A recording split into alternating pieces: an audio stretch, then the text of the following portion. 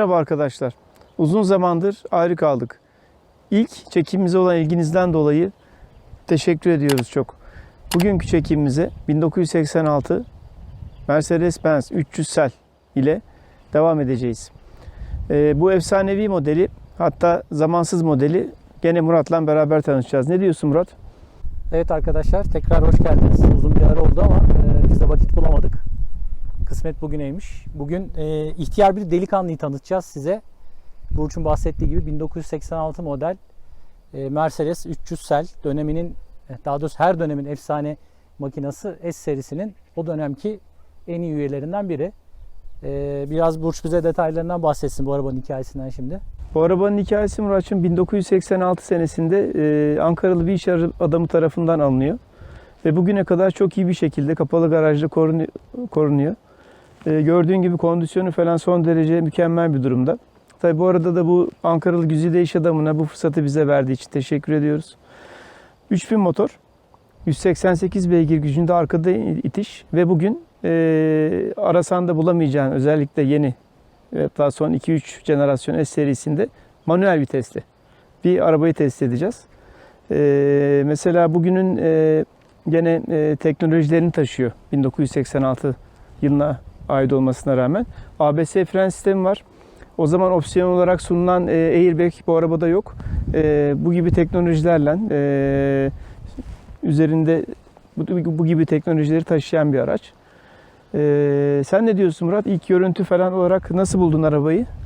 Evet Burç, senin dediğin gibi aracın en önemli özelliği 1986 yılından beri ilk sahibinde olması. 34 yaşında bir araçtan bahsediyoruz. Evet. Dolayısıyla kondisyonu da ona göre değerlendirmek lazım. Tabii ki fabrikadan çıktığı günkü gibi değil. Ama önemli bir özelliği var. Araba kapalı garajda durduğu için o zamandan beri birçok şeyden etkilenmemiş. Evet.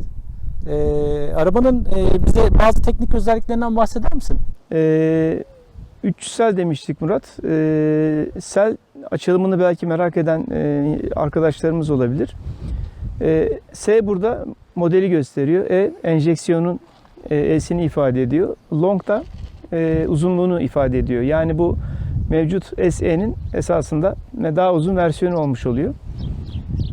Daha önce de dediğim gibi 3000 cc 188 beygir gücünde ve manuel araç. Bunun tabi tarihçesi de senin anladığım kadarıyla, bildiğim kadarıyla iyi bildiğim bir konu. Tarihçesiyle ilgili neler söyleyeceksin Murat? S serisi otomobil tarihiyle esasında aynı. Neredeyse 1903 yılına kadar dayanıyor bu arabanın tarihi. Mercedes-Benz 1903 yılında çıkardığı Simplex 60 modeliyle lüks sedan kavramının yaratıcısı. Yaratıcısı dünyada. Evet ve o tarihten bugüne kadar da lüks sedan deyince S serisi ve onun muadilleri her zaman gündemde olmuş.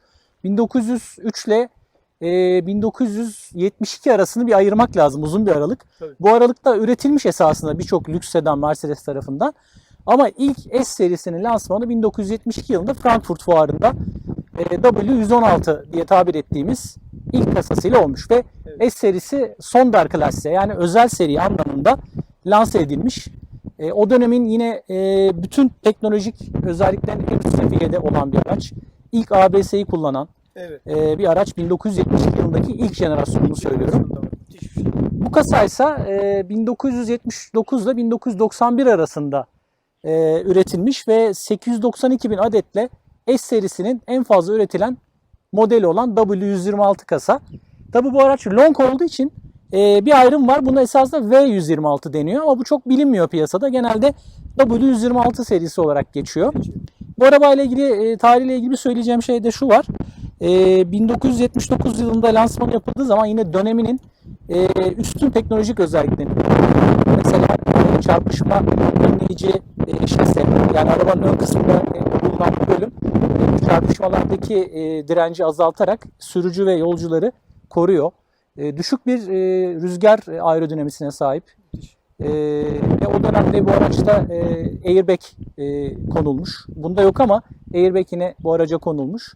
ASR yine 1979 yılından itibaren bu araçlarda kullanılmaya başlamış.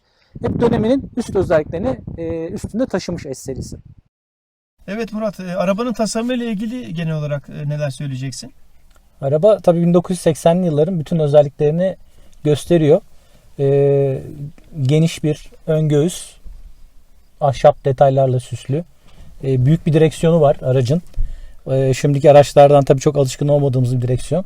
Daha basit tuşlar var. Ama teknolojik olarak yine o dönemin bütün şeylerini yansıtıyor. Neler var bu araçta? Arabada gördüğüm kadarıyla otomatik klima var Murat. Yani o dönem için tabii müthiş bir konfor bu. Evet. Gene burada orijinal otomobilin teybini görüyoruz. Bu tabii Mercedes'in araçlarına tabii opsiyon olarak koyduğu Becker marka. O zamanlar için çok efsane kabul edilen bir müzik ses sistemi. Evet. Gördüğün gibi o dönemlere ait nostaljik TRT bandrolünü de taşıyor Muratçım burada. Bayağı büyük bir nostalji var orada da. Evet, büyük bir nostalji ve hala duruyor yerinde. Camlar otomatik. Dikiz aynasını buradan gene oturduğun yerden sağdaki dikiz aynasını tabii ayarlayabiliyorsun elektrikli olarak. Böyle bir özellik var. Aynalar dikkatimi çekti Murat. Yani gördüğün gibi açtığın zaman ışıklı lambalar koymuşlar. Evet. Son derece güzel. Burada bir kemer uyarı var. Kemer uyarı sistemini evet tabii insan hayatı çok önemli olduğu için o dönemde bu da Mercedes'in araçlarına koyduğu bir detay. S serisi ve birçok araçlarında. Burada gene tabii güneş kesmek için ekstra bir siperlik görüyorum Murat. Bunu birçok arabada ben görmedim. Bilmiyorum, Evet, sen ben biliyor de ilk musun? defa görüyorum. Evet. Bu tarz detaylar güzel. Torpido gözü kilitli tabii. Çok fazla geniş olmamakla beraber bardaklık yerleri koymuşlar arkadaşlar. Son derece konforlu, rahat bir kolçağı var sürücü için. Bunları görüyorum. Diz mesafesi müthiş geniş. Herhalde arkada da bu daha da katlanarak devam ediyordur. Arabada tabii en önemli konfor unsuru arabanın uzunluğundan kaynaklı olarak hem geniş hem uzun, bu içeride bütün konforu yansıtıyor. Evet. Ve benim ilk dikkatimi çeken konulardan biri de arabanın koltuklarının acayip yumuşak olması. Evet. Ve adeta hem arabanın kendi süspansiyonu var hem de koltuktan bir süspansiyon etkisi yaratıyor gibi geliyor. Evet. Yani özellikle uzun yolda çok rahat bir araç olduğu söyleniyor Murat bu arabaların. Bugün daha iyi. Evet. Ben biraz şeyden de bahsedeyim. Yani arabanın tasarımını yapan Bruno Sacco'dan. Evet. Bruno Sacco Mercedes'in 1958 ile 1998 yılı arasında yanılmıyorsam uzun bir süre tasarımlarına imzasını atmış. Çok önemli bir tasarımcı, İtalyan kökenli. Ve Bruno Sacco tasarımları hep bir sanat eseri gibi. Yani Evet. Mercedes'in 1970'li yıllarda, 80'li yıllardaki modellerindeki o alımlı, güzel tasarımların hepsinin arkasında Bruno Sacco var. Gerçekten büyük bir tasarımcı. Onun da hakkını burada verelim. Verelim, evet. Yani şimdi öyle bir şey ki Alman efsane bir marka. Baktığın zaman Murat bir İtalyan tasarımcıyla çalışıyor. Evet. Bu da tabii İtalyanların tasarımda ki birçok markası var efsane otomotiv sektöründe biliyorsun. Evet. Ne kadar başarılı olduklarının kanıtı adeta. Arkadaki baş diz mesafelerini, konfor konusunu gördüğünüz gibi önde normal hani bize ayarlanmış olan, hatta çok daha hani fazla daha uzun boylu insanlara hitap eden bir mesafe söz konusu. Arkada da böyle oturuyoruz Muratçım. Ne diyorsun? Evde nasıl oturuyoruz ki sanki? Vallahi Evde nasıl oturuyoruz ki sanki? daha konforlu diyebilirim şu anda. Gayet geniş bir mesafe var. Koltuk zaten son derece rahat. Evet. Balıkları olsun, alttaki minderin uzunluğu olsun. Yani bu arabayla herhalde yüzlerce kilometre seyahat hiç durmadan yapılabilir şu anda bile. Evet, şu anda bile. Son derece konforlu. Yani evinizi aratmıyor.